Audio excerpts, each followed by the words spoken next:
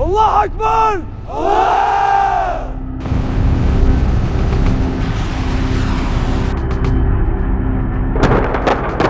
মাস গড়ালো ইরানে যুক্তরাষ্ট্র ও ইসরায়েলের যৌথ হামলা। তবে ইরানে যুক্তরাষ্ট্রের হামলার পর বিশ্ব রাজনীতিতে এক ভয়ঙ্কর প্রশ্ন ঘুরপাক খাচ্ছে। এখন কি পারমাণবিক অস্ত্রই হয়ে উঠছে টিকে থাকার একমাত্র রক্ষাকবচ?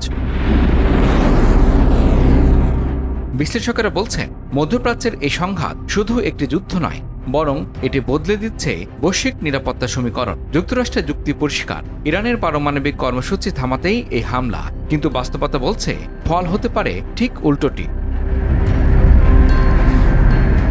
আন্তর্জাতিক পরমাণু শক্তি সংস্থা ইন্টারন্যাশনাল অ্যাটমিক এনার্জি এজেন্সি বা IAEA এর সাম্প্রতিক প্রতিবেদন উঠে এসেছে উদ্বেগজনক তথ্য।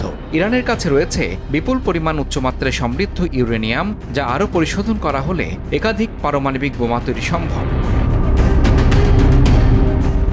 বিশ্লেষকেরা বলছেন, সামরিক হামলা ইরানের পারমাণবিক কর্মসূচিকে থামানোর বদলে আরও ত্বরান্বিত করতে পারে। কারণ একটি বিষয় এখন পরিষ্কার, যেসব দেশের হাতে পারমাণবিক অস্ত্র আছে তাদের উপর সরাসরি হামলার ঝুঁকি তুলনামূলক কম। ইতিহাসও যেন সেই কথাই বলে। লিবিয়ার মুয়াম্মার গাদ্দাফি এবং ইরাকের সাদ্দাম হোসেন দুজনই পারমাণবিক কর্মসূচি থেকে সরে এসেছিলেন, কিন্তু শেষ পর্যন্ত ক্ষমতা হারাতে হয়েছে তাদের। অন্যদিকে উত্তর কোরিয়ার কিম জং উন স্পষ্ট জানিয়ে দিয়েছেন, তারা তাদের পারমাণবিক অস্ত্র কখনোই ছাড়বে না। ইরানের পরিস্থিতি দেখিয়ে তিনি বলছেন, তাদের সিদ্ধান্তই ছিল সঠিক। এদিকে 2018 সালে ডোনাল্ড ট্রাম্প ইরানের সঙ্গে করা ঐতিহাসিক পারমাণবিক চুক্তি joint comprehensive plan of action থেকে বেরিয়ে যাওয়ার পর বিশ্বজুড়ে একটি বার্তা স্পষ্ট হয়েছে, আর তা হল যুক্তরাষ্ট্রের সঙ্গে কোনো চুক্তি স্থায়ী নয়। ফলে এখন শুধু ইরান নয়, ইউরোপ, মধ্যপ্রাচ্য, এমনকি এশিয়ার দেশগুলোও নতুন করে ভাবছে নিজেদের নিরাপত্তা নিয়ে। রাশিয়ার প্রেসিডেন্ট ভ্লাদিমির পুতিন ইতিমধ্যেই বেলারুশে পারমাণবিক সক্ষম ক্ষেপণাস্ত্র মোতায়েনের কথা বলেছেন।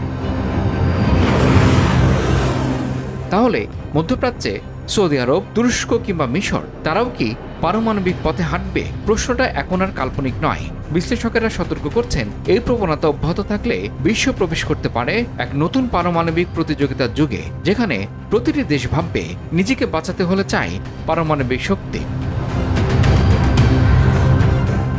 সবচেয়ে বড় আশঙ্কা, এই প্রতিযোগিতা একসময় নিয়ন্ত্রণের বাইরে চলে যেতে পারে। তখন একটি ভুল সিদ্ধান্ত, একটি ভুল বোতাম ডেকে আনতে পারে বৈশ্বিক বিপর্যয়।